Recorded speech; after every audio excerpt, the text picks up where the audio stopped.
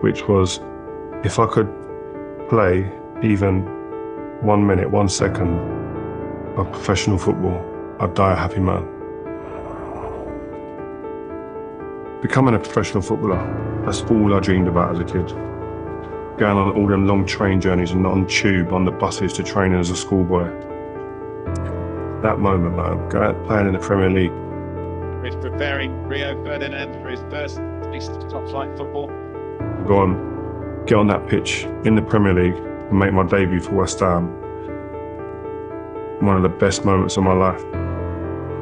We'd be one of the best defenders in the country. Manchester United could come calling. And I think, in a way, it was a match made in heaven. Rio Ferdinand fit in. This was the start of where I could win. And that's all I wanted to do from a young kid. It just looked as if it came easy to him. That's the biggest compliment. You know, a Rolls Royce of a centre-half. I love Rio. He was a modern centre-back before there was a modern centre-back. A physical specimen that made it easier for the rest of his team to play football. To be inducted with such a high calibre of player, managers, to tip the cap to say that the career was what you wanted and what you dreamed of as a kid.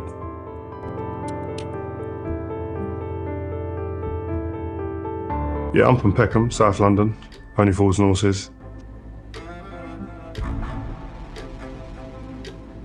There was some stuff that would go on in that area that you had a choice to make. Am I going to go down that road, or am I going to try and stay on the positive side of things?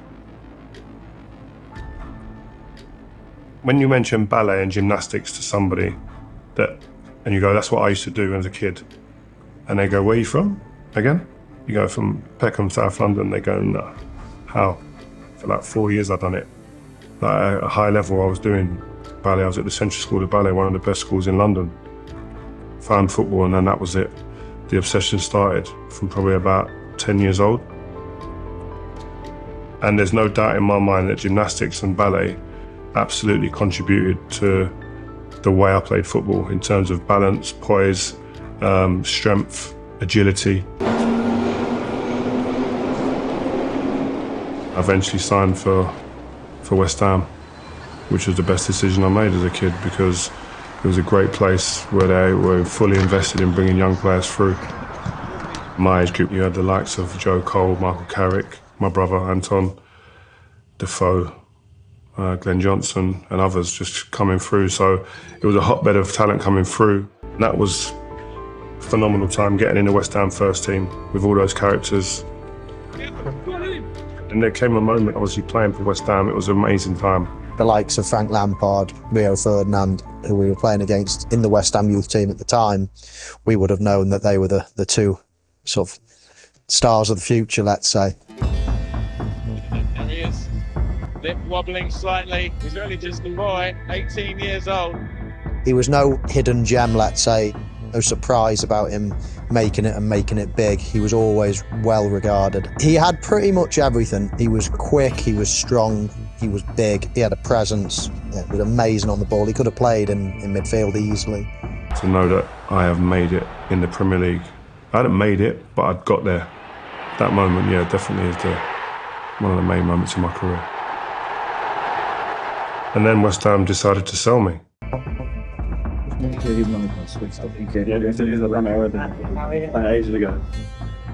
I also noticed the odd individual this morning criticising us paying so much money for an English footballer. Well, I have to tell you, we believe we've got a bargain. As soon as I spoke to the chairman, I realised the ambition of the club and which way they wanted to go, which was forward, and that was that definitely coincided with my ambitions and what I want to achieve in the game. £80 million at the time was like unheard of for a young defender. So to be talked about as the most expensive defender in the world was like, I couldn't believe it. Chelsea called at the same time, but I didn't want to stay in London. I was getting in a bit of trouble and going out too much and enjoying the nightlife. So I made a conscious decision, I've got to leave London, and Leeds came at a perfect time. Going to Leeds, massive club, massive fan base, great fans, passionate, hotbed. Ellen Road when it's firing, Jesus, what a place, like phenomenal place. They gave me huge responsibility quick. I became captain within the first 2 or 3 months, I think it was, which was huge. Again, He was almost like a swan, wasn't he? You know, he just had grace when he played. But I loved it. Played some of my best football there. Warren Joyce was a coach at Man United years later. He was a coach at Leeds at the time when I was there. He says it's the best football I played, arguably. West Ham was a different adventure. It was just me breaking in and becoming a Premier League player. Leeds was about getting within touching distance of trophy, maybe, of success. Expectations were higher. The level was higher. But I know I made the right decision in leaving Leeds when I did. They were in financial trouble at the time. They needed to sell me and other players. I happened to go to Manchester United, the best club in the land, the most successful club, and the rest is history.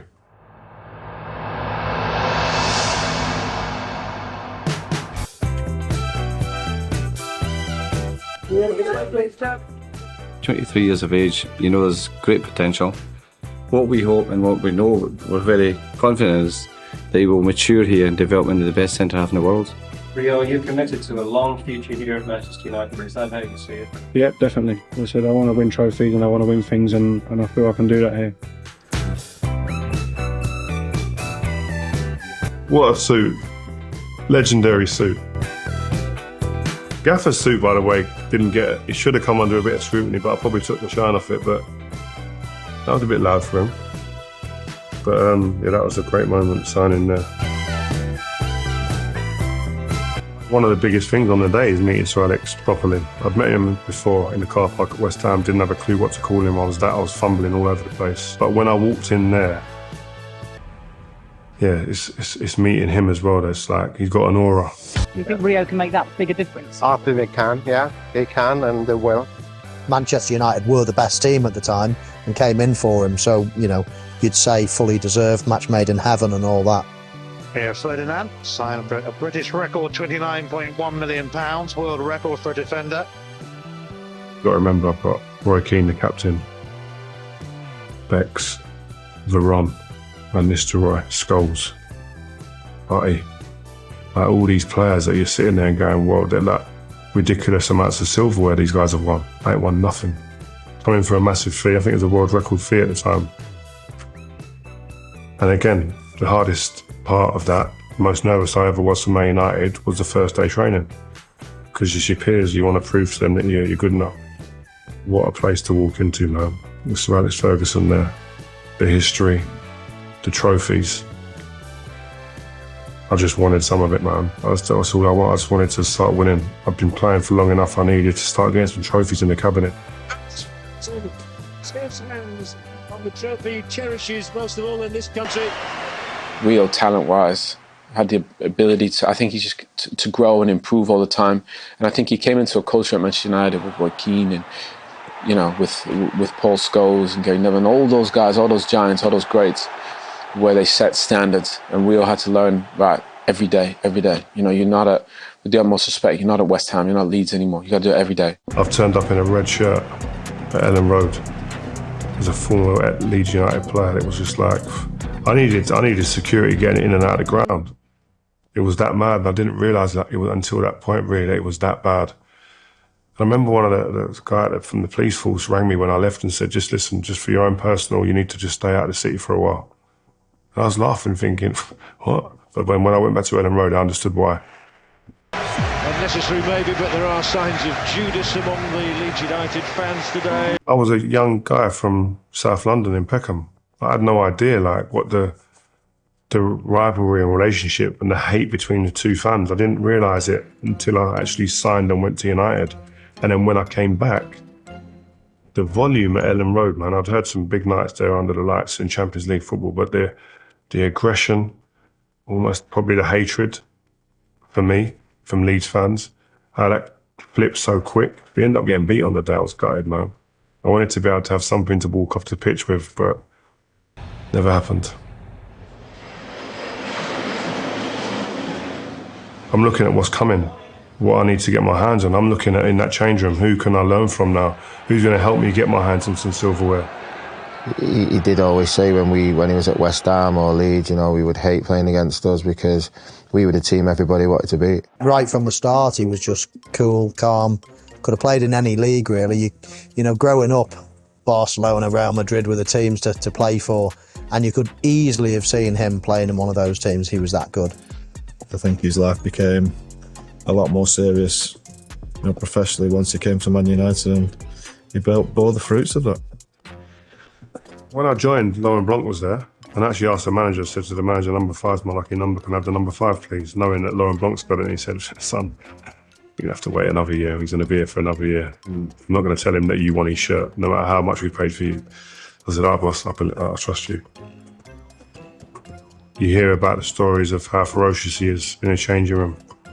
So it's instant respect, instant fear. But he's great at making people feel a bit calmer. He understands his impact on people. One of his great traits is softening the room a little bit when it needs to be. And I think that first initial meeting with him, I think he's always good at that. And I've seen it down the line after that, how he used to treat those situations. And he was very kind of tongue-in-cheek, a little bit of a laugh to soften the atmosphere. And it's Rio Ferdinand as goal for Manchester United. I said in my press conference at the time, my aim is to walk out of this place when I leave, when I'm either sold or when I have to leave, that I've done something to etch my name into the walls of this club. The expectation at Man United is to win, and I quickly understood that.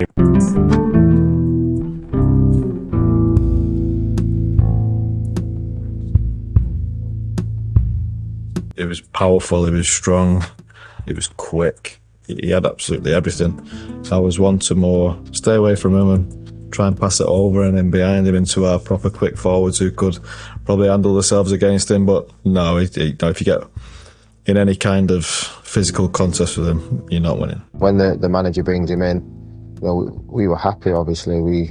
Myself knew him from England, played with him for many years at different age levels. So yeah, it was a statement really from the manager that, we want to win things here.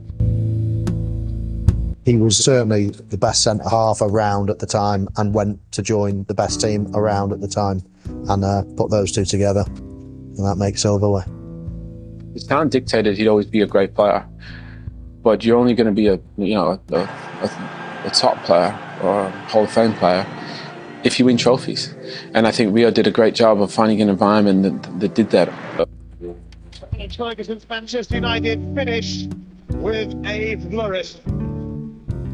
It's weird because I've waited so long to win the league, man, and then we won the league and it was a bittersweet moment of it, really. I loved it. Listen, I enjoyed it. It was the best moment. Unreal. Best moment of my football career at the time. But I didn't feel like I was integral to that team winning. If I didn't play, I don't know if the team would really miss me at that stage. And that irked me a little bit. So I didn't really feel like a real one for me. I don't know why, it's weird. I don't understand it, and I still to this day can't really explain it properly, but it didn't feel perfect. Rio Ferdinand, a champion. I felt like when we won the league after that, every time, the next 5 times, it felt like I needed to play. And the team was better when I played, in my eyes. Rio was very demanding. Rio moaned a lot, but in a good way, because he cared, And when you're at the back, obviously you only really got the goalkeeper that's behind. For those guys, they can see the whole picture, and they can see the whole game. And I used to say to Rio sometimes in games, because, I played just in front of him, he'd say, Owen, step left, step right. We could close off little angles. So if we worked as a little team, me, Rio, Nemanja Vidic, Michael Carrick, Paul Scholes, you could close off a lot of those spaces. Sometimes he used to say to Rio, shut up. You're talking too much. I'm trying to focus on the game. But he said he needed that, because he said it helped him stay focused. And it was really important for the team, because he communicated a lot with all the players in front. It was all about winning, whether it be training and then it come to match day. And managing those big occasions was a big part of how he was successful. He was not what you would normally class as a traditional centre-half, roughing players up and sliding tackles and being almost like a man-to-man aggressive marker. He was almost better than that. He could read a game. He didn't ever have to go to ground. Very good at reading the play. He's big, he's tall, he wins headers, so nothing really fazed him. He was a bully. He bullied centre forwards. You often hear the phrase that centre forwards bully centre halves. It was the other way around. I knew I didn't have to run back. If Rio's one-on-one with a fault, you can trust him all day long. He will just brush him aside, take the ball off him, and obviously play with the skills he has. The manager's won everything and he's still coming in first. He's still, the due diligence he's doing and thinking about the future and reshaping the team and whatnot, and the effort he's putting in. He still looks anxious, doesn't he?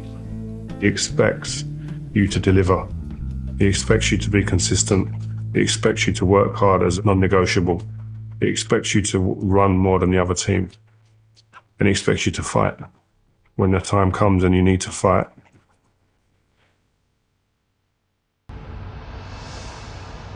all those new players that were coming in like that, a lot of them would like to say, all right, let's kick on again. And then Nemanja Vidic came out of nowhere. And the first few months he was there, he'll tell you, he was like way off it. He was like, who's this guy? But then he became a monster. And he became my best partner I ever had as a football player. Best centre-back partner that I ever had, whether it's for Man United or for England. He and Vidic are now forming a partnership I hoped I would have at some point. We just knew each other's games. There wasn't a lot of training on the pitch. We'd done bits and pieces, but it wasn't really right, you two have got to teach you how to play together. It just kind of came after a bit of time. Our styles were just perfectly complementary of one another. It's the chemistry between the two, both completely different players in their own right. But obviously when Vida comes in, you can just see maybe something start to happen. He was aggressive and wanted to win that first ball. He prided himself on going up and winning that first duel all the time. So we eat that, he'd munch that up all day long. And I took pride in sweeping up, and if anything came over the top or whatever, I was always wanted to be there to kind of sweep up and make everything as calm and clean as possible. And then it got to a point where we took pride in clean sheets together.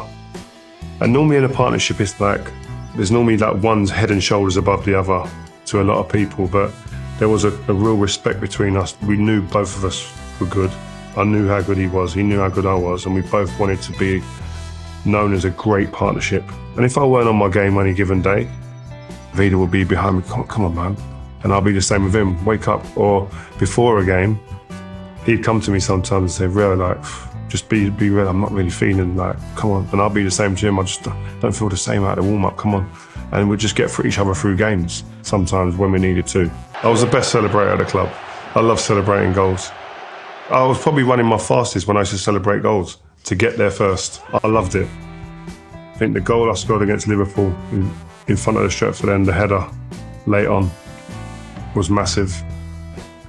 And that's what it means in the midst of this febrile, frantic rivalry.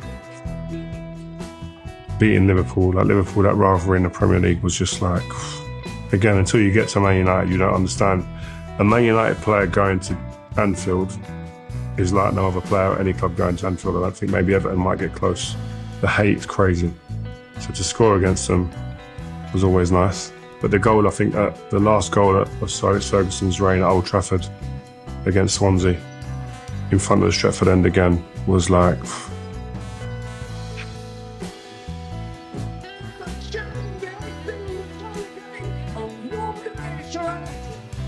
Rio Ferdinand, after 187 games without a goal, chooses that moment. I didn't actually realise what it was, the magnitude of that goal.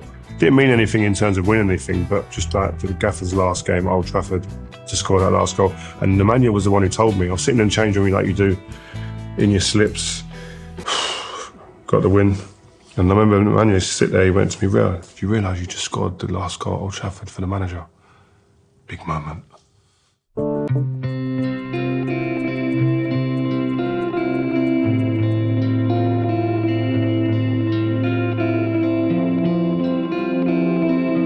Trust me, nothing compares to being a Premier League football player. Nothing. It's a privilege, I think. I've always felt like that at Man United. It's a privilege to be here for a long time, and I took pride in being there for as long a period as I did. I suppose when you look back, to stay into Alex Ferguson's team for the 12 or 13 years I did, you've got to play well, you've got to be good at something. And so that fills me with confidence, and I'm thankful for that. I saw coming to Manchester United, it's something that had to happen. He was that good a player, he was that good a defender, that good a leader and a talker. It was just a natural progression for him, and I think he fitted in perfectly.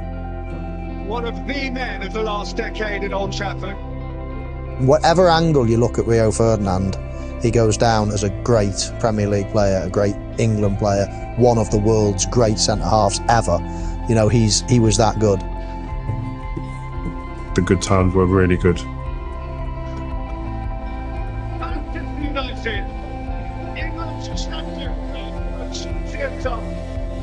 Rio in the big games would always step up, and that's very important when you're at a club like Man United.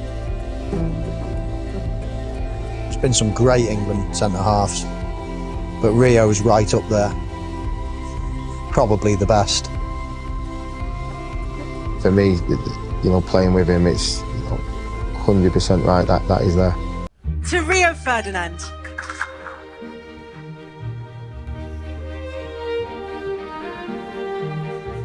Super football player, great guy. One of the greatest networkers I've ever seen, and well deserved. He has left a major legacy on the Premier League. Legacy? I think that's for other people to talk about.